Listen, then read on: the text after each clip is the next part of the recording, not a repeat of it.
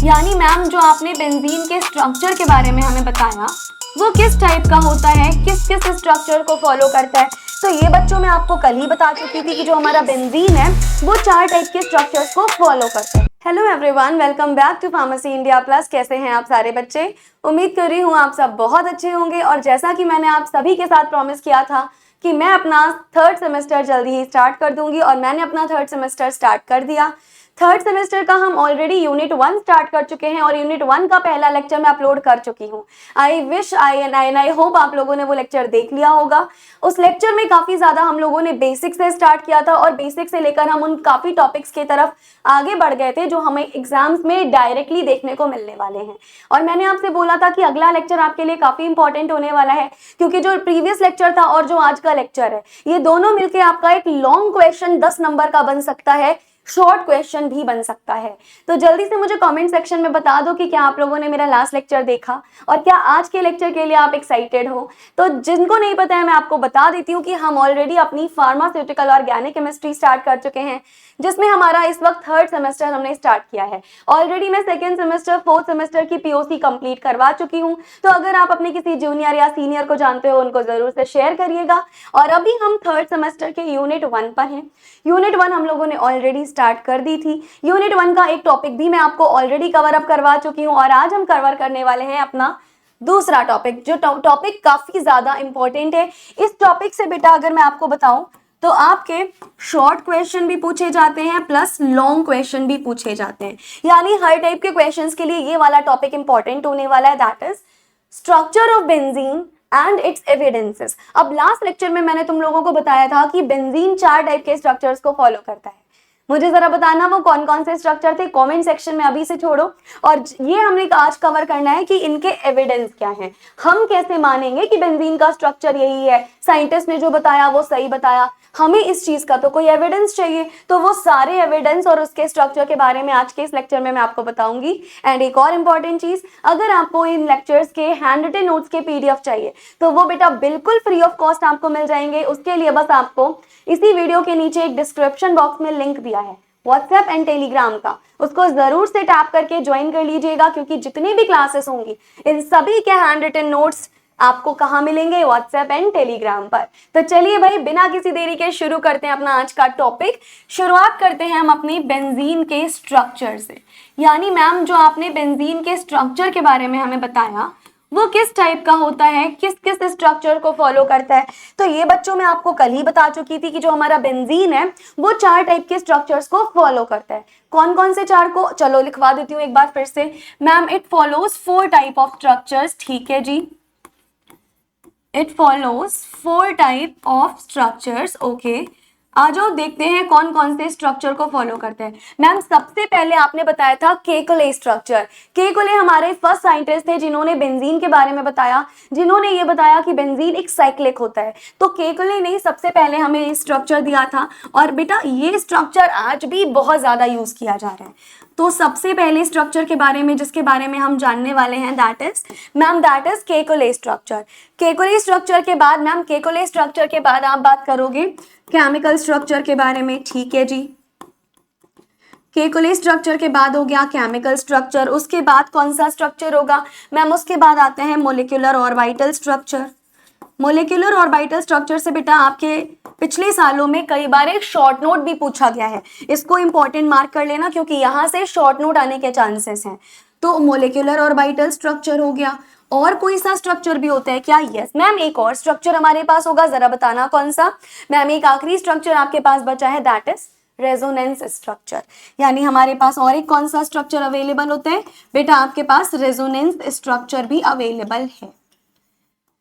तो ओवरऑल हमारे पास क्या प्रेजेंट होंगे मैम? ओवरऑल बेंजीन जो है वो 4 तरीके के स्ट्रक्चर्स को फॉलो करते हैं, chemical structure, Kekule structure, molecular orbital structure and resonance structure. अब हम 1 बाय 1 इन सारे स्ट्रक्चर्स के बारे में एकदम डिटेल में समझेंगे कि कौन से स्ट्रक्चर में बेंजीन की कौन सी प्रॉपर्टी को एक्सप्लेन किया गया है। उसके बाद हम इनके एविडेंस देखने वाले हैं। तो चलिए जी स्टार्ट करते हैं अपने पहले स्ट्रक्चर से। कौन सा है हमारा पहला स्ट्रक्चर? मैम पहला स्ट्रक्चर एक ऐसा स्ट्रक्चर है जिसको अभी तक हम सबसे ज्यादा यूज करते हैं, that is Kekule structure.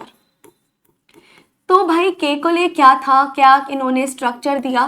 Ma'am Kekule नाम के ना हमारे पास में एक साइंटिस्ट थे। इन साइंटिस्ट ने क्या किया मैम, इन साइंटिस्ट ने एक ऐसे ही बेसिकली लोग ऐसे ही बैठे हुए थे। इन साइंटिस्ट ने देखा कि बेसिकली एक साइक्लिक टाइप का कुछ स्ट्रक्चर बन रहा है, यानी एक गोल सा कोई कैटरपिलर के टाइप का कुछ स्ट्रक्चर बन रहा है। यानी इन्होंने सोचा कि क्या कोई एलिमेंट भी ऐसा हो सकता है जो ऐसे ऐसे करके कुछ साइकिल सा स्ट्रक्चर बनाए, क्योंकि उस वक्त ऐसा था ना कि सारे जितने भी ज्यादातर स्ट्रक्चर्स थे वो हमारे पास ओपन फॉर्म में थे। कल मैंने आपको याद है ना क्लासिफिकेशन बताया था, जहां पे मैंने बताया था साइक्लिक ए साइक्लिक दोनों अलग अलग टाइप के होते हैं, तो उस वक्त तक ज्यादातर हमारे पास ए साइक्लिक फॉर्म में थे। इन्होंने सोचा कि क्या ऐसा कोई स्ट्रक्चर अवेलेबल होगा किसी कंपाउंड का जो एक साइकिल या एक रिंग बना रहा हो, तो he was the first scientist जिन्होंने ऐसा सोचा। एंड केकुले ने ऐसा सोचा कब मैम, इन्होंने ना ये सारी चीजें सोची 1865 में, बहुत पुराने टाइम पे 1865 में पहली बार केकुले ने इनके इस थ्योरी को प्रपोज किया। तो हम क्या लिखेंगे, हम लिखेंगे इन 1865 Kekule proposed a structure of benzene, जो कि किस प्रकार का स्ट्रक्चर था मैम, साइक्लिक स्ट्रक्चर था। तो हम लिख देंगे इन 1865 Kekule proposed a structure of benzene.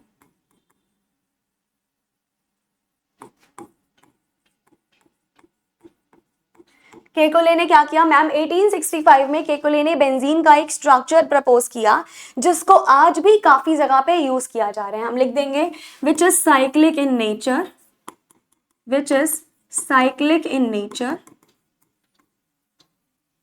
and still widely used। और आज भी कई जगह पर क्या मोस्ट ऑफ द टाइम हम इनका क्या करते हैं मैम, आप इनका यूज करते हो। बेटा जितने भी मैं यहाँ पर चीजें लिखवा रही हूँ ना, सारी चीजें आपको आपके नोट्स में लिख के आनी है, आपकी प्रेजेंटेशन में लिख के आनी है। अगर एग्जाम में आता है तो एक एक चीज आप मेंशन करेंगे। इसी चीज के लिए मैं बता रही हूँ कि नोट्स आपके पास होने चाहिए।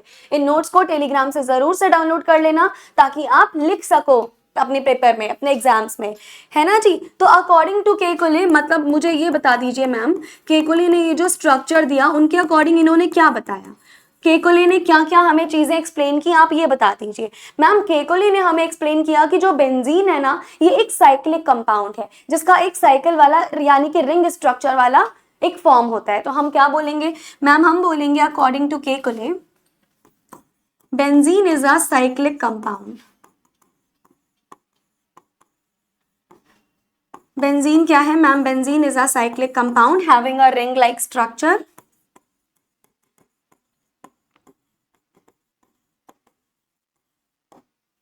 Having a ring like structure.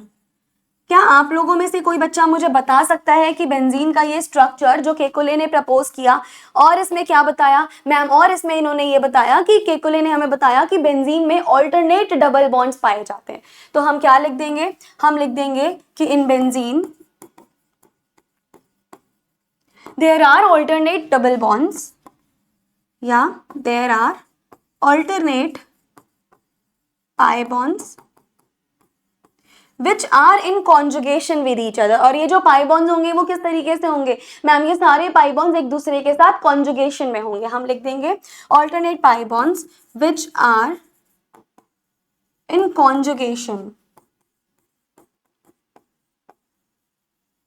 with each other, है ना। जितने भी अल्टरनेट डबल बॉन्ड होंगे वो एक दूसरे के साथ कैसे होंगे मैम, वो कॉन्जुगेशन में होंगे। और एक और इंपॉर्टेंट चीज, कॉन्जुगेशन क्या होता है, कॉन्जुगेटेड सिस्टम क्या होती है, ये सब मैंने आपको कल के बेसिक क्लास में पढ़ाया था जब मैंने आपको एरोमेटिसिटी के कुछ कंडीशंस बताई थी। तो ये क्या होंगे मैम, यहाँ पर बेसिकली हमें ऑल्टरनेट पाई बॉन्ड्स मिल रहा होगा, यानी ये कॉन्जुगेशन में होंगे। एंड याद रखिएगा इसका मोलिकुलर फॉर्मूला कितना बताया था मैम, इसका जो मोलिकुलर फॉर्मूला है वो बहुत इंपॉर्टेंट है। क्या बताया था बेंजीन का molecular formula ma'am, it was C6H6, यानी 6 कार्बन एटम होते हैं। एंड उन 6 कार्बन से अटैच कौन होता है मैम, उन 6 कार्बन एटम से अटैच 6 हमारे पास हाइड्रोजन एटम्स होते हैं। तो हम क्या लिख देंगे, हम लिख देंगे देयर आर 6 कार्बन एटम्स। हम लिख सकते हैं कि there are 6 carbon atoms attached with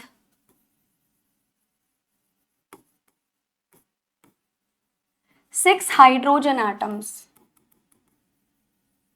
है ना। क्या हो जाता है यहाँ पर मैम, यहाँ पर हमारे पास 6 कार्बन एटम होते हैं जो कि 6 हाइड्रोजन एटम्स के साथ क्या होंगे, अटैच होंगे। ये चीजें हमें किसने बताई मैम, ये सारी चीजें आपको केकुले ने बताई। तो भाई केकुले के अकॉर्डिंग अगर हम स्ट्रक्चर बनाए तो कैसा होगा, देखिए मैम आप पहले तो 6 कार्बन बना लीजिए। क्या ये 6 कार्बन हो गए, 1 2 3 4 5 6, यस। अब यहाँ पर क्या पाया जाता है मैम, यहाँ ना हमारे पास ऑल्टरनेट डबल बॉन्ड पाया जा रहा है। Alternate double bond, let us suppose अगर इधर डबल बॉन्ड है तो ये सिंगल, एंड ये डबल बॉन्ड है तो ये सिंगल। क्या ये हमारा स्केलेटन हो गया बेंजीन का, यस। लेकिन क्या यहाँ पर कुछ कमी दिख रही है, कमी तो मैम दिख रही है। किस चीज की कमी दिख रही है मैम, यहाँ आपने कार्बन तो लगा दिया लेकिन आपने कार्बन के साथ हाइड्रोजन तो अभी ऐड नहीं किया। चलो जी, अब हम क्या करेंगे मैम, अब आप कार्बन के साथ हाइड्रोजन भी ऐड कर दो। यानी यहाँ पर क्या अवेलेबल होता है मैम, यहाँ पर हमारे पास में हर एक 6 कार्बन एटम के साथ 6 हाइड्रोजन एटम अवेलेबल होते हैं और ऑल्टरनेट डबल बॉन्ड यहाँ पाए जाते हैं। ठीक है जी। अगर हमें इसका डीलोकेलाइजेशन दिखाना हो बेटा तो कैसे दिखाएंगे मैम, डीलोकेलाइजेशन आप बहुत आसानी से दिखा सकते हो। देखो ये ऑल्टरनेट डबल बॉन्ड है, ये वाला डबल बॉन्ड यहाँ डीलोकेलाइज करेगा, ये वाला यहाँ डीलोकेलाइज और ये वाला यहाँ डीलोकेलाइज। यानी यहाँ पर क्या पाया जा रहा है, यहाँ पर मैम पाया जा रहा है डीलोकेलाइजेशन ऑफ पाई बॉन्ड्स। क्या मिल रहा है मैम, यहाँ बेटा आपको डीलोकेलाइजेशन मिल रहा है पाई बॉन्ड्स का। तो अगर बेटा ये पाई बॉन्ड्स डीलोकेलाइज होंगे तो इसी स्ट्रक्चर को मैं एक और तरीके से बना सकती हूँ। पता है किस तरीके से, आ जाओ दिखाती हूँ। पहले हम क्या करेंगे, पहले मैम आप अल्टरनेट कार्बन का स्केलेटन बना लो। ये देखो हमने कार्बन का स्केलेटन बना लिया। अब कार्बन से क्या कनेक्टेड है, हर एक कार्बन आटम से ना मैम एक एक हाइड्रोजन आटम कनेक्टेड है।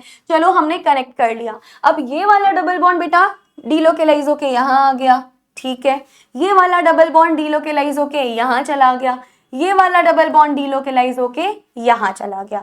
तो ये हमने क्या बना लिया मैम, ये भी आपका बेंजीन का एक स्ट्रक्चर है, ये भी हमें केकुले ने बताया था। यानी ये क्या हो गया मैम, जिस तरीके से ये स्टेबल है, ये एक बेंजीन का स्ट्रक्चर है, सिमिलरली अगर ये रेजोनेंस फॉर्म में घूमेगा डीलोकेलाइज होगा, this is also a structure of benzene. अगर इसी को हम चाहें तो और कैसे बना सकते हैं मैम, इसी को आप चाहो तो आप ऐसे भी बना सकते हो।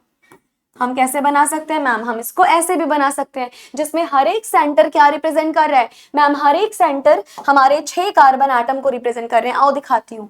ये देखो ये रहा एक सेंटर, दूसरा सेंटर, 3 4 5 6, क्या थे यहाँ पर मैम, 6 सेंटर्स थे यहाँ पर। और ये जो 6 सेंटर मैंने बनाए हैं ये 6 कार्बन एटम को रिप्रेजेंट कर रहे हैं। और इन 6 कार्बन एटम से कौन जुड़ा होगा मैम, इन सभी से एक एक हाइड्रोजन हमारा जुड़ा होगा। ये देखो इस तरीके से। तो ये किसका स्ट्रक्चर बना दिया मैम, ये केकुले के अकॉर्डिंग हमारा बेंजीन का स्ट्रक्चर था। डन। तो बेंजीन का के बारे में क्या क्या बताया मैम, बेंजीन के बारे में Kekule was the first scientist जिन्होंने 1865 में अपनी थ्योरी प्रपोज की। इन्होंने हमारे बेंजीन के बारे में बताया कि मॉलिक्यूलर फॉर्मूला इसका C6H6 है, यानी हर एक कार्बन आटम 6 हाइड्रोजन आटम के साथ में कनेक्टेड होगा। और ये सारे के सारे किसके थ्रू कनेक्टेड होंगे मैम, ये सब ऑल्टरनेट पाई बॉन्ड के थ्रू कनेक्टेड होते हैं। यानी इन सबके पास क्या होता है मैम, इन सबके पास में ऑल्टरनेट पाई बॉन्ड रहता है, राइट। तो इस तरीके से इनके क्या हो जाएंगे मैम, इनके स्ट्रक्चर्स हम बना लेंगे। तो ये तो हो गया बेटा हमारे पास कौन सा structure ma'am, it was all about the Kekule structure. अब केकुले स्ट्रक्चर के बाद नेक्स्ट क्या आएगा, केकुले स्ट्रक्चर के बाद अब हम नेक्स्ट टाइप का स्ट्रक्चर पढ़ लेते हैं जो कि पता है क्या है, केमिकल स्ट्रक्चर। तो चलिए जी, केकुले खत्म कर लिया है हमने, अब हम मूव ऑन करेंगे केमिकल स्ट्रक्चर पे। अब मैम ये बताइए जरा हमें, ये केमिकल स्ट्रक्चर क्या होता है बेंजीन का, ये कैसे पता चलेगा बेटा। देखो केमिकल स्ट्रक्चर में हमें पता चला कि जो बेंजीन होता है it always consist a hexagonal ring. यानी बेंजीन कौन सी रिंग बनाता है मैम, बेंजीन एक हेक्सागन टाइप की रिंग बनाती है। हेक्सागन मतलब अगर बेटा मैं हेक्सागन की बात कर रही हूं तो ऐसी रिंग जो बेसिकली 6 सेंटर या 6 एक्सिस से मिलकर बनी होती है। हेक्स का मतलब क्या होता है मैम, 6 होता है। तो केमिकल स्ट्रक्चर में क्या हमें बताया गया था, लिखती हूँ पहले मैं ये चीज। According to the chemical structure हम यहाँ पर लिखेंगे, according to the chemical structure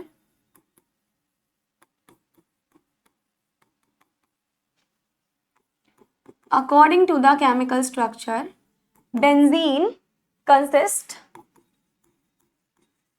क्या कंसिस्ट करती है मैम, हेक्सागोनल रिंग। तो हम लिख देंगे benzene consist of a hexagonal ring. Benzene क्या कंसिस्ट करती है मैम? बेंजीन के पास एक हेक्सागोनल रिंग होती है। हेक्सागोनल रिंग को ही हम और क्या बोल सकते हैं मैम? इसको सीधी भाषा में आप बोल सकते हो 6 मेंबर्ड की साइक्लिक रिंग। या तो हम बोल देंगे हेक्सागोनल रिंग या हम क्या बोल देंगे 6 मेंबर्ड की साइक्लिक रिंग। तो इसमें क्या होता है मैम? या तो आप बोल दीजिए हेक्सागोनल रिंग या आप बोल दीजिए 6 मेंबर्ड की साइक्लिक रिंग को क्या करती है ये मैम? कंटेन करती है। ठीक है, और यहाँ पर क्या पाए जाते हैं? एंड यहाँ पर मैम ऑल्टरनेट डबल बॉन्ड्स भी पाए जाते हैं। खैर ये वाली बात तो हमें केकले ने भी बताई थी, ये वाली बात इन्होंने यहाँ पर भी बताई। इसमें क्या प्रेजेंट होता है ma'am? Alternate double bonds are present है। ठीक है जी, यहाँ पर हमारे पास में मैम ऑल्टरनेट डबल बॉन्ड्स जो होंगे वो क्या होंगे मैम? वो प्रेजेंट होंगे। डन। अब यहाँ पे केमिकल स्ट्रक्चर में कुछ कुछ इंपॉर्टेंट चीजों के बारे में भी हमें पता चलता है। क्या? जैसे कि इनका मोलिकुलर वेट कितना है। मोलिकुलर फॉर्मूला तो मैं आपको ऑलरेडी बता चुकी हूँ, वो भी हम लिख लेते हैं एक बार। तो सबसे पहला और सबसे इंपॉर्टेंट चीज बेटा आपसे इंडिविजुअली भी पूछा जा सकता है कि बेंजीन का मुझे ये बताओ मोलिकुलर वेट कितना होगा। याद रखना चाहिए हमेशा ये चीज, मोलिकुलर वेट बेटा इसका हो जाएगा 78 ग्राम पर मोल। इसको हमेशा याद रखिएगा। डन। तो हमारा बेंजीन का मोलिकुलर वेट कितना हो गया मैम? दैट इज 78 ग्राम पर मोल। ठीक है भाई, अब अगर हमें मोलिकुलर फॉर्मूला बताना है, ये तो मैम आप हमें अभी अभी बता चुके हो।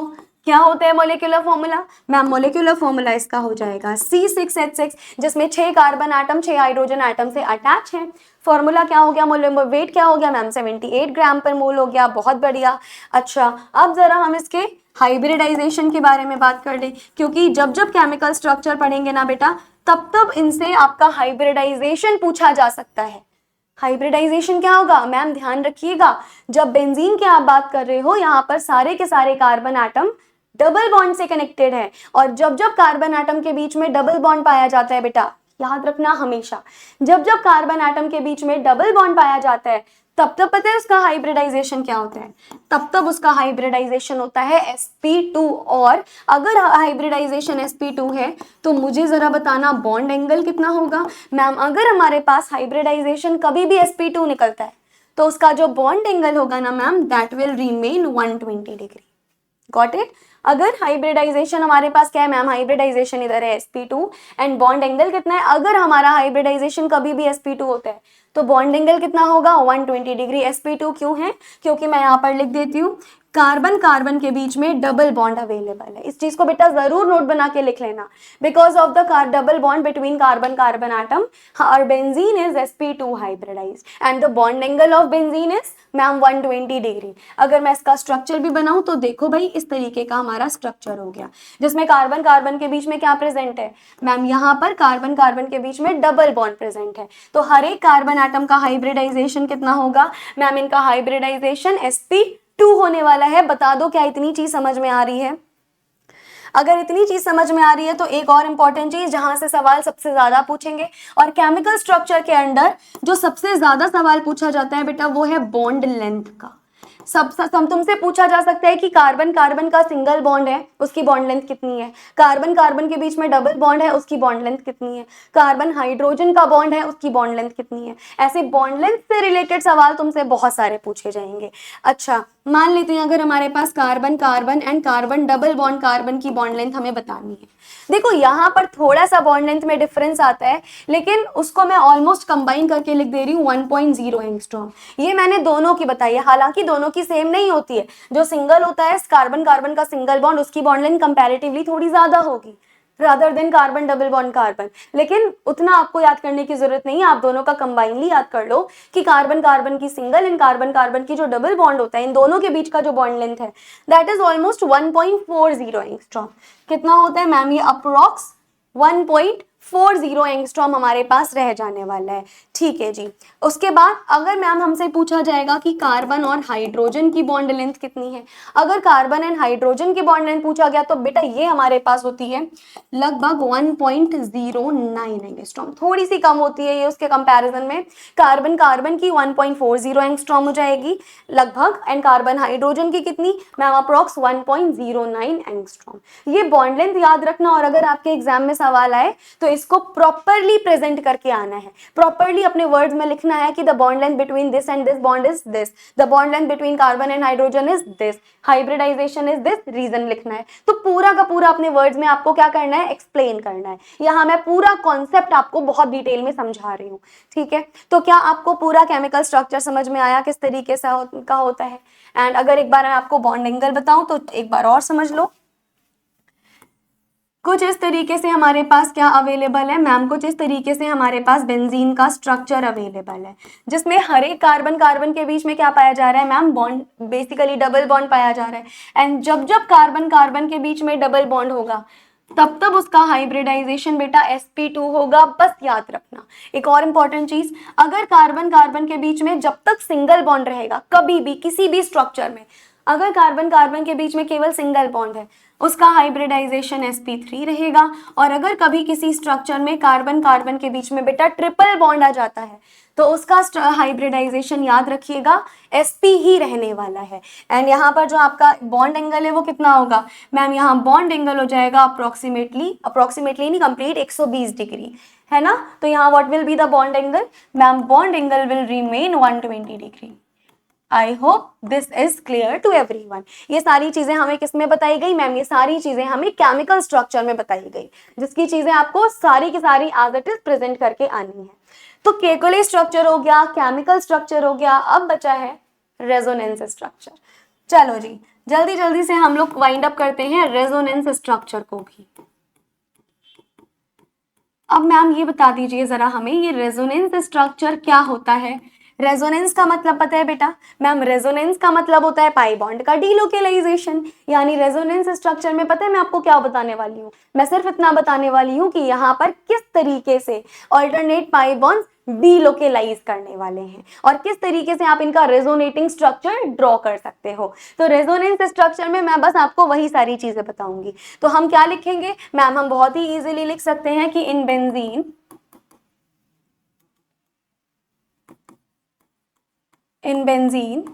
There is a delocalization. किसका डीलोकेलाइजेशन हो रहा है जरा मुझे बताना मैम, यहां पर there is a delocalization of alternate pi bonds. Ma'am alternate pi bonds के बीच में क्या हो रहा है मैम, ऑल्टरनेट पाई बॉन्ड्स के बीच में ना यहाँ पर कंटिन्यूअसली डीलोकेलाइजेशन हो रहा है, जिसकी वजह से क्या होगा मैम, जिसकी वजह से रेजोनेटिंग स्टेबिलिटी यहाँ पर इंड्यूस हो जाएगी। यानी हम क्या लिख देंगे, हम लिख देंगे so it form resonating structure, so it will form resonating structure. ये क्या बना लेंगे मैम, डेफिनेटली ये लोग हमारे पास ना रेजोनेटिंग स्ट्रक्चर्स का फॉर्मेशन कर लेंगे। एक और इंपॉर्टेंट चीज समझ लेना, रेजोनेटिंग स्ट्रक्चर ब्रिंग्स डीलोकेलाइजेशन, और जितना ज्यादा डीलोकेलाइजेशन होता है उतना ही आपका कोई भी स्ट्रक्चर स्टेबिलिटी की तरफ बढ़ता जाता है। तो मैम आप एक बार हमें ना इसका स्ट्रक्चर बनाकर दिखा ही दो। चलो भाई, ये हमारे पास क्या है मैम, ये हमारे पास बेंजीन है जिसमें क्या प्रेजेंट है मैम, यहाँ पर ना हमारे पास ऑल्टरनेट पाई बॉन्ड्स प्रेजेंट है। अब बेटा जब जब ऑल्टरनेट पाई बॉन्ड्स प्रेजेंट होंगे तब तब उनमें क्या हो रहा होगा मैम, तब तब वहां पर हो रहा होगा हमारे पास में डीलोकेलाइजेशन। तब तब क्या हो रहा होगा मैम, तब तब हमारे पास में डीलोकेलाइजेशन हो रहा होगा। अब बेटा जैसे जैसे इनका डीलोकेलाइजेशन होगा वैसे वैसे देखो क्या बनेगा मैम, ये बॉन्ड इधर डीलोकेलाइज हुआ, ये बॉन्ड इधर डीलोकेलाइज हुआ, ये बॉन्ड इधर डीलोकेलाइज हुआ। अब अगर इनके बीच में बॉन्ड्स का डीलोकेलाइजेशन हो गया तो देखो हमें क्या मिला मैम, आपको कुछ दूसरा इस टाइप का स्ट्रक्चर मिल गया। पहले हमारे पास ये स्ट्रक्चर था, जब पाई बॉन्ड्स का डीलोकेलाइजेशन हुआ तो ये मिला। सिमिलरली अगर बेटा हम एक हाइब्रिड बनाना चाहें, हाइब्रिड मतलब क्या मैम, हाइब्रिड एक ऐसी चीज होती है जो सारी प्रॉपर्टीज एक्सप्लेन करती है। तो हमें बॉन्ड कहाँ मिल रहा है, देखो मैम पहले तो बॉन्ड इधर भी मिला, फिर इधर भी मिला, इधर भी मिल रहा है, इधर भी मिल रहा है, इधर भी मिल रहा है, इधर भी मिल रहा है। मतलब मुझे तो ऐसी कोई जगह ही नहीं दिख रही है जहां बॉन्ड आए ना। तो क्या मैं इसको ऐसे ऐसे ऐसे करके रिप्रेजेंट कर सकती हूँ, क्योंकि मुझे तो हर जगह ही बॉन्ड मिल रहा है, मुझे ऐसा कोई भी बॉन्ड जगह नहीं है जहां ना मिले। देखो इधर तीनों जगह मिल रहा है, इधर हमारा तीनों जगह मिल रहा है, तो मैं इसको ऐसे भी तो रिप्रेजेंट कर सकती हूँ ना कि हमें तो हर जगह बॉन्ड मिल रहा है। और अगर इसी स्ट्रक्चर को मुझे बनाना हो तो पता है मैं कैसे बना सकती हूँ, मैं ऐसे भी बना सकती हूँ, है ना। इस सर्कल का मतलब क्या है मैम, इस सर्कल रिप्रेजेंट कर रहा है आपको कि ये जो पाई बॉन्ड्स का डीलोकेलाइजेशन है वो पूरी रिंग में फैला हुआ है। ये सर्कल क्या रिप्रेजेंट कर रहा है, ये चीज मैं लिख देती हूं। The circle represents, this circle represents the delocalization of pi bonds, the delocalization of pi bonds in complete ring। ये सर्कल क्या रिप्रेजेंट कर रहा है मैम, ये हमें रिप्रेजेंट कर रहा है कि जो पाई बॉन्ड्स का डीलोकेलाइजेशन है ना आपका, वो पूरी की पूरी रिंग में आपके फैला हुआ है। डन। अच्छा, ये दोनों के स्ट्रक्चर्स हमारे पास क्या है मैम, ये जो दो आपने स्ट्रक्चर बनाए हैं ना, इनको बोला जाता है रेजोनेटिंग स्ट्रक्चर्स।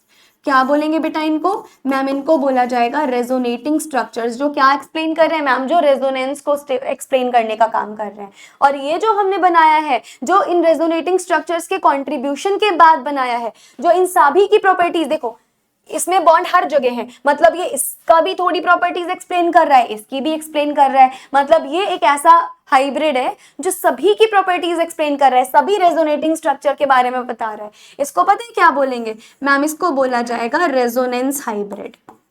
क्या बोला जाएगा, रेजोनेंस हाइब्रिड। याद रखना, जब हम ये जो सर्कल वाला फॉर्मूला बनाते हैं ना बेंजीन का स्ट्रक्चर, ये रेजोनेंस हाइब्रिड होता है, जो इन दोनों रेजोनेटिंग स्ट्रक्चर की प्रॉपर्टी के बारे में बताता है, जो हमें बताएगा कि ये डबल बॉन्ड पूरी रिंग में फैले हुए हैं।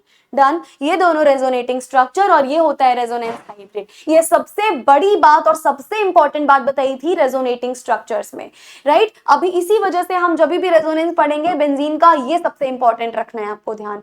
डन। तो ये बता दो मुझे कि क्या ये आपको समझ में आ गया सभी बच्चों को, क्या ये वाला रेजोनेटिंग स्ट्रक्चर प्रॉपर्ली समझ आया क्या, क्योंकि काफी ज्यादा इंपॉर्टेंट है ना। और ये जितने भी हमने स्ट्रक्चर बनाए हैं वो क्या एक्सप्लेन करेंगे मैम, ये सारे के सारे बेंजीन की स्टेबिलिटी एंड रिएक्टिविटी को एक्सप्लेन करने का काम करते हैं। तो हम क्या लिख देंगे, हम लिख देंगे कि all the resonating structures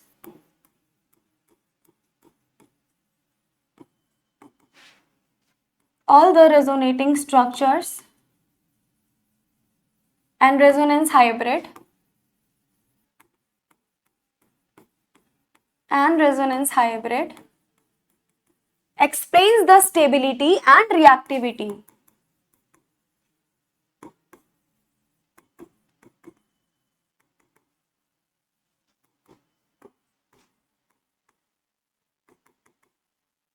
of benzene। ठीक है, तो इस वजह से ये वाला आपका जो मेथड था वो जानना बहुत ज्यादा इंपॉर्टेंट था, क्योंकि यहीं से हमें सारा रेजोनेंस के सारे फॉर्म एंड रेजोनेंस हाइब्रिड के पता चलता है। तो आई थिंक ये वाला जो फॉर्म था और ये वाला जो मेथड था आपको बहुत अच्छे से समझ आ गया होगा।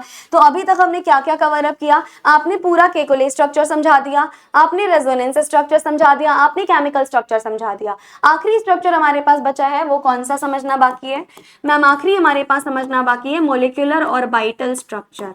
ये इंपॉर्टेंट है, अच्छे से समझ लेना क्या होता है मोलिकुलर ऑर्बिटल स्ट्रक्चर में। मैम जरा प्लीज एक्सप्लेन कर दीजिए, आ जाओ। मोलिकुलर ऑर्बिटल होते क्या है, पहले तो मुझे ये बताओ मैम। बहुत सारे एटॉमिक ऑर्बिटल्स है ना, आपस में रिएक्शन करके एटॉमिक ऑर्बिटल बनाते हैं। सिमिलरली वो कंबाइन करके, अगर एक दो एटम कंबाइन करेंगे ना किसी भी मॉलिक्यूल के साथ, तो वो मिलकर मोलिकुलर ऑर्बिटल्स का भी फॉर्मेशन करते हैं। Atomic orbitals are different but molecular orbitals are different case. If we are talking about the molecular orbital structure, तो ये क्या होते हैं ma'am, basically molecular orbital structure और भी ज्यादा एडवांस्ड और भी ज्यादा प्रिसाइज स्ट्रक्चर्स होते हैं। अभी तक हमने जितने भी स्ट्रक्चर्स पढ़े उन सबसे ज्यादा एविडेंस, उन सबसे ज्यादा एडवांस और प्रिसाइज अगर कोई होगा तो वो क्या होगा मैम, ये होगा। तो हम क्या लिख देंगे, हम लिख देंगे कि these structures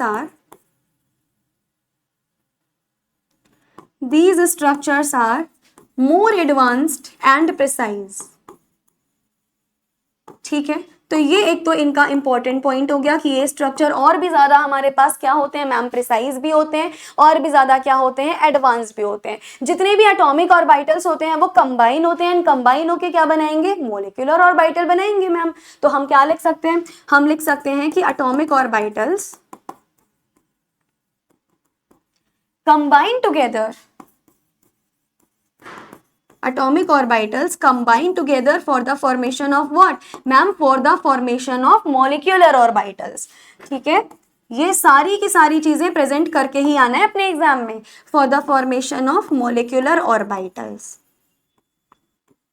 किसका फॉर्मेशन करेंगे मिलकर? मैम ये सबके सब मिलकर के हमारे पास मोलिकुलर ऑर्बिटल्स का फॉर्मेशन करेंगे। अब जैसा कि आपको पता है कि बेंजीन के पास क्या है मैम, बेंजीन के पास में सिग्मा बॉन्ड भी प्रेजेंट है, बेंजीन के पास में पाई बॉन्ड भी प्रेजेंट है, तो ये दोनों मिलकर के क्या बनाएंगे?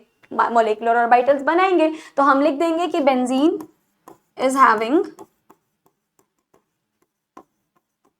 Both sigma and pi molecular orbitals.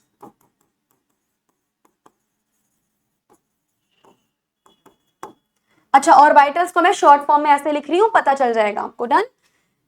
तो इसके पास क्या होगा मैम? दोनों होते हैं। और एक और इंपॉर्टेंट चीज इन्होंने हमें ये भी बताई, हालांकि ये चीज तो हमें पहले से पता थी, यहाँ पर भी हमें मोलिकुलर ऑर्बिटल में ये चीज पता चली कि बेंजीन के अंदर जितने भी कार्बन एटम होंगे 6 होते हैं, 6 के 6 कार्बन एटम सारे के सारे sp2 हाइब्रिडाइज्ड रहने वाले हैं। यानी हमारा जो लास्ट पॉइंट नेक्स्ट पॉइंट होगा वो क्या होगा? नेक्स्ट पॉइंट है मैम कि all the carbon atoms, all the 6 carbon atoms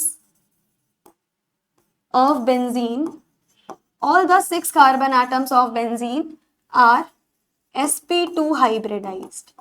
कैसे होते हैं सारे के सारे मैम? ये सारे sp2 हाइब्रिडाइज्ड होते हैं। जितने भी हमारे 6 कार्बन एटम होंगे वो क्या होंगे? sp2 हाइब्रिडाइज्ड, जो कि क्या प्रोड्यूस करते हैं मैम? जो 3 sp2 हाइब्रिड ऑर्बिटल प्रोड्यूस करते हैं। तो हम लिख देंगे विच प्रोड्यूसेस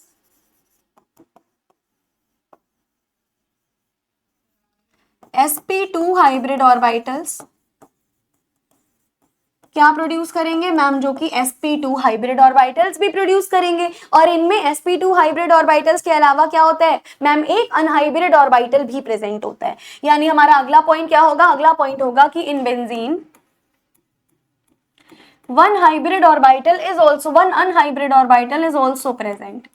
क्या प्रेजेंट होता है मैम? एक अनहाइब्रिड ऑर्बिटल भी प्रेजेंट होता है। ये चीजें सारी की सारी आपने क्लास 11th और क्लास 12th में बहुत डिटेल में पढ़ी होंगी, केमिकल बॉन्डिंग नाम के चैप्टर में। तो in benzene one unhybrid orbital is also present. ठीक है जी। तो क्या हो जाता है मैम? ये भी हमारे पास जो है वो प्रेजेंट होता है। ये सारी चीजें हमें किसने बताई मैम? ये सारी चीजें आपको रेजोनेटिंग फॉर्म में बताई गई। अगर मेरे को इन चीजों को थोड़ा और डिटेल में समझना है तो मैं कैसे समझूंगी? सबसे पहले तो मैम आप ना बेंजीन का स्ट्रक्चर ड्रॉ कर लीजिए। ये हमने क्या कर लिया मैम? ये आपने ना बेंजीन का स्ट्रक्चर ड्रॉ कर लिया है। अब यहाँ पर क्या है? देखो हर जगह मैम यहाँ पर आपको 6 कार्बन एटम मिल रहे हैं। अगर आप इसको थोड़ा ओपन करके बनाना चाहते हो तो क्या होगा? अगर हम बेटा इसको थोड़ा सा और ओपन करके बना लेंगे तो देखो हमें कुछ इस तरीके का मिलेगा। मिला इस तरीके का। अब बहुत ध्यान रखना कि जो हमारे पास हाइब्रिडाइजेशन है वो कितना आ रहा है मैम? यहाँ पर तो हमें पता है कि all carbon atoms are sp2 hybridized, यानी सारे के सारे कार्बन एटम का हाइब्रिडाइजेशन कितना हो रहा है मैम? इन सभी का जो हाइब्रिडाइजेशन हो रहा है that is what? That is sp2 hybridized. तो अब यहाँ पर क्या होने वाला है? ध्यान से सुनिएगा मैम। इन सभी में पाए जाएंगे हमारे पास vacant orbitals, vacant p orbital. इन सभी के पास क्या प्रेजेंट है? इन सभी के पास मैम हमारे पास में प्रेजेंट है वैकेंट p ऑर्बिटल्स। क्या इतनी चीजें आपको क्लियर हो गई? यहाँ पर सभी के पास में क्या प्रेजेंट है मैम? इन सभी के पास में वैकेंट p ऑर्बिटल्स प्रेजेंट है। अब देखो इनके बीच में क्या हो रहा है मैम? इनके बीच में ना कुछ इस तरीके से इंटरेक्शन हो रही है। इनके बीच में क्या हो रहा है मैम? इस तरीके से इंटरेक्शन हो रही है। इनके बीच में क्या हो रहा है मैम? इस तरीके से इंटरेक्शन हो रही है। इनके बीच में क्या हो रहा है मैम? इस तरीके से इंटरेक्शन, इस तरीके से हमारी इंटरेक्शन हो रही है। डन। तो ये सारे के सारे बॉन्ड्स में क्या हो रहा है मैम? यहाँ इंटरेक्शन पाई जा रही है। तो चाहे तो मैं इसको इस तरीके से ड्रॉ करूं, ये कौन सा फॉर्मूला हो गया? ये कौन सा तरीका हो गया मैम? ये मोलिकुलर ऑर्बिटल वाला तरीका है। चाहूं तो मैं ऐसे भी रिप्रेजेंट कर सकती हूँ, चाहूं तो मैं सीधे सिंपल इस तरीके में भी रिप्रेजेंट करती हूँ। एक और चीज अगर मैं आपको बताऊं तो देखो भाई कैसे होने वाला है मैम। आप यहाँ पर ना कार्बन कार्बन बना दो। आप यहाँ पर क्या करो? आप यहाँ पर कार्बन कार्बन बना दो। और हमारे पास क्या है मैम? ये बॉन्ड्स तो आपके पास अवेलेबल है ही, तो सारे वैकेंट ऑर्बिटल्स तो आपको बनाने ही है। ये देखो भाई, ये सारे हमने वैकेंट ऑर्बिटल बना दी। अब देखो यहाँ बॉन्ड इन दोनों के बीच में आ रहा है, यानी इस बार हम कपलिंग किसकी किसकी करें? बहुत ध्यान से समझना। इन दोनों के बीच में बॉन्ड आ रहा है, यानी मैम इसकी और इसकी आपने क्या करवा दी? कपलिंग करवा दी। बढ़िया। अब इन दोनों के बीच में बॉन्ड आ रहा है, यानी हम कपलिंग किसकी किसकी करवाएंगे मैम, इन दोनों की कपलिंग करवा देंगे। गुड। अब कहाँ बॉन्ड आ रहा है मैम, यहाँ यहाँ आ रहा है, यानी हम कपलिंग किसकी करवाएंगे मैम, इन दोनों की करवा देंगे। तो ये स्ट्रक्चर कौन सा बनाया मैंने, ये बेटा मैंने बनाए हैं मोलिक्यूलर ऑर्बिटल स्ट्रक्चर। कौन सा स्ट्रक्चर है ये ma'am, this is molecular orbital structure. जो क्या एक्सप्लेन कर रहा है, जो इनके ऑर्बिटल्स के फिनोमेना एक्सप्लेन कर रहा है, जो ये एक्सप्लेन कर रहा है कि ये जो भी मोलिकुलर ऑर्बिटल्स रहने वाले हैं वो किस शेप में किस तरीके से रहने वाले हैं। तो ये मैंने क्या बता दिया मैम, ये आपने बता दिया मोलिकुलर ऑर्बिटल स्ट्रक्चर, जिसमें यहाँ पर क्या होगा मैम, यहाँ देखो दो दो एटॉमिक ऑर्बिटल्स की आपस में ओवरलैपिंग हो रही है। ओवरलैपिंग मतलब क्या, ये मेरा ये वाला हाथ है, ये दूसरा हाथ है, मैं दोनों को ऐसे कर दूं, इसको बोलेंगे बेटा ओवरलैपिंग। तो यहाँ पर किस किस की ओवरलैपिंग हो रही है, यहाँ पर हम बेटा लिखेंगे that overlapping of atomic orbitals. यहाँ पर मैम जितने भी हमारे एटॉमिक ऑर्बिटल्स हैं उनकी क्या हो रही है, उनकी ओवरलैपिंग हो रही है। उनकी ओवरलैपिंग से क्या बन रहा है, ये सारे मोलिकुलर ऑर्बिटल का स्ट्रक्चर बन रहा है। तो ये मैम ने क्या एक्सप्लेन कर दिया, ये पूरा का पूरा हमारे पास स्ट्रक्चर्स हो गए। तो यहाँ पे हमारे Kekule structure, resonance structure, molecular orbital structure and chemical structure सब खत्म हो गया। अब जल्दी से हम बात करते हैं एविडेंस के बारे में, यानी इनके एविडेंस कैसे होते हैं मैम। अब आप हमें ये बता दीजिए प्रॉपरली कि इनके एविडेंस कैसे होने वाले हैं। चलो जी शुरू करते हैं हम एविडेंस से रिलेटेड चीजें, आ जाओ। अब हम क्या देखने वाले हैं मैम, अब आप देख लीजिए इनके एविडेंस के बारे में, यानी हमें कैसे पता चलेगा मैम कि इनके क्या क्या एविडेंसेस होते हैं। हम कैसे मान लें कि आपने जितने स्ट्रक्चर बताए वो सही है। हमें कैसे पता चलेगा कि केकुले सही है, रेजोनेंस सही है, मोलिकुलर ऑर्बिटल सही है, कैसे हम मान लें इन सब चीजों को।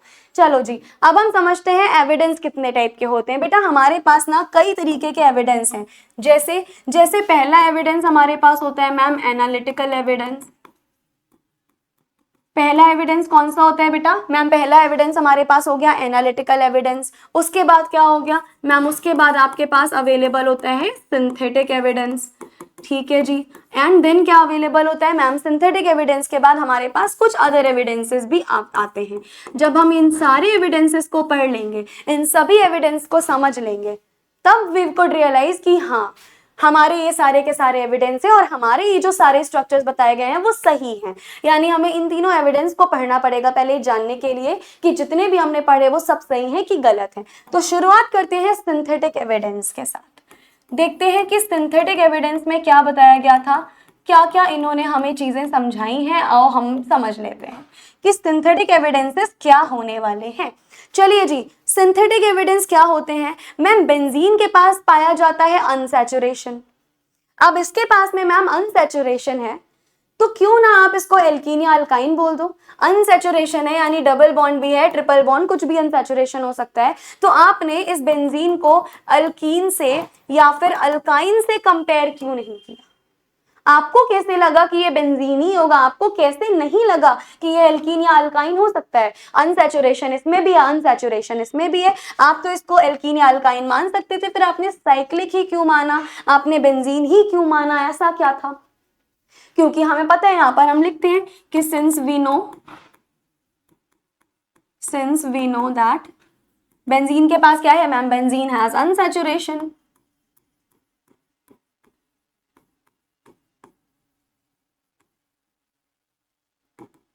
क्योंकि हमें पता है कि बेंजीन के पास क्या अवेलेबल है, बेंजीन के पास अनसैचुरेशन है।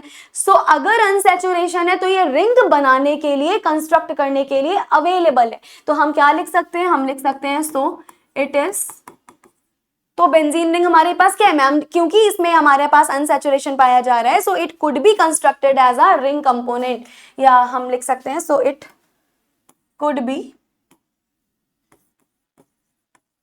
कंस्ट्रक्टेड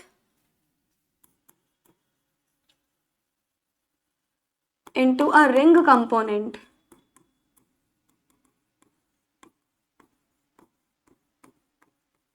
ये किसमें कंस्ट्रक्ट किया जा सकता है मैम, ये जो हमारा बेंजीन है वो एक रिंग कंपोनेंट में कंसिस्ट किया जा सकता है। लेकिन जो आपका ये रिंग सिस्टम है ना, ये ना तो एल्कीन के जैसा बिहेव करता है ना एल्काइन के जैसा बिहेव करता है। अभी बताऊंगी रीजन क्यों, लिख लेंगे पहले तो, but it does not behave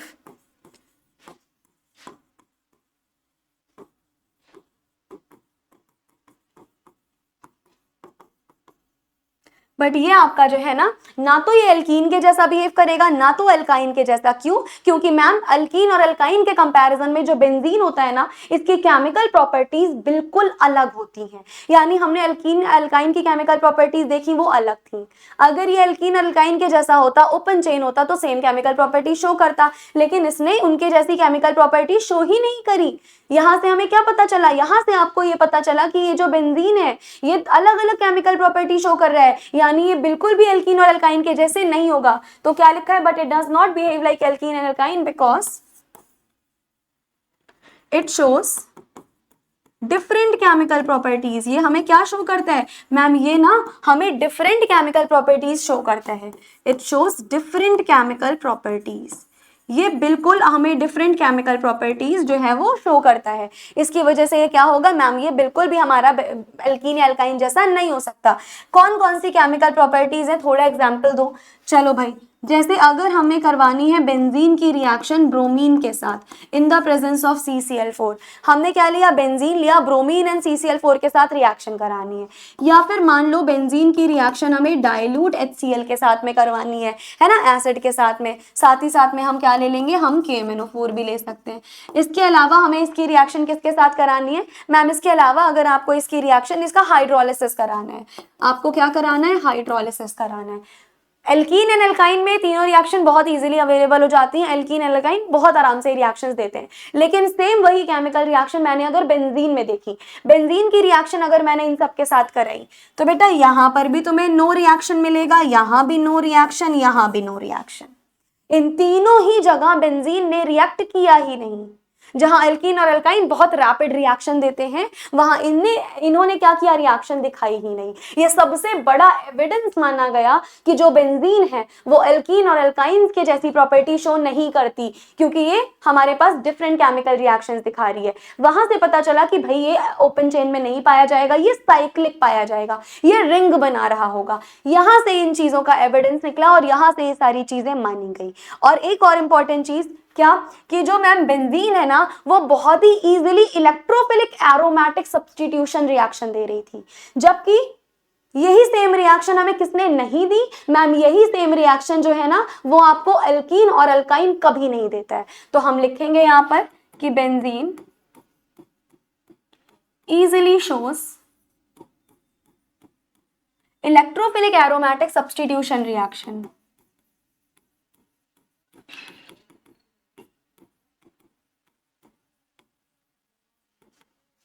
electrophilic aromatic substitution reaction unlike alkene and alkyne. ये चीजें भी इंपॉर्टेंट है, लिख लेना है आपको।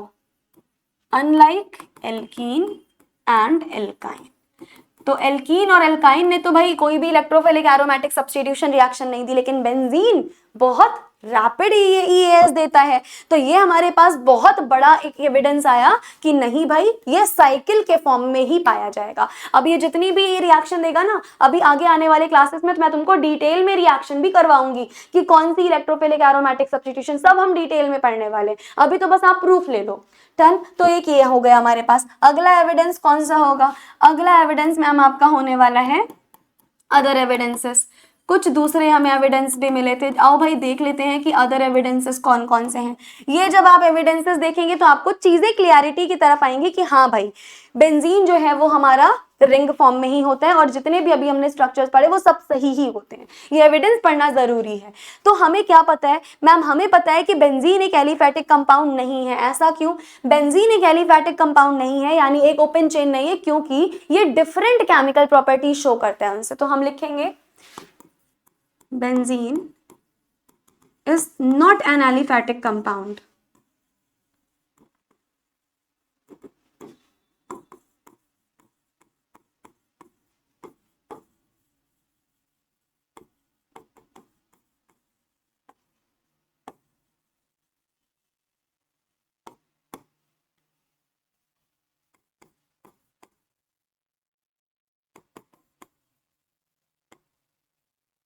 क्योंकि जो हमारा बेंजीन है बेटा वो हमें डिफरेंट केमिकल प्रॉपर्टीज दिखाता है, तो हम क्या लिख देंगे? हम लिख देंगे कि हमारे पास ये एक एलिफैटिक कंपाउंड नहीं है। सो ये किस टाइप का कंपाउंड है? So definitely it is a cyclic compound. तो हम क्या लिखेंगे? So definitely it is a cyclic compound. जो किसका फॉर्मेशन करता है मैम, जो ऑब्वियस सी बात है एक साइकिल का फॉर्मेशन, यानी एक साइक्लिक स्ट्रक्चर का फॉर्मेशन करेगा, यानी मैम एक रिंग फॉर्म में पाया जाएगा। डन, तो ये चीजें हमें पता चल गई। इसका आप एक एविडेंस दो, हम कैसे मान लें। चलो एक रिएक्शन से तुम मान लोगे। कौन सी रिएक्शन, हम करा के देख लेते हैं एडिशन ऑफ हाइड्रोजन। हम करवा के देख लेते हैं एडिशन ऑफ हाइड्रोजन। देखते हैं किस तरीके से हमारे हाइड्रोजन का एडिशन होगा, है ना। मान लेते हैं हमें क्या दिया हुआ है मैम, आपको दिया हुआ है बेंजीन। अगर आप बेंजीन की रिएक्शन करवा रहे हो, मान लो 3 हाइड्रोजन आटम से, जैसे ही हमने रिएक्शन कराई, याद रखिएगा हम किसी मेटल की प्रेजेंस में करवा देंगे। High temperature as well as आप हाई प्रेशर भी लेंगे।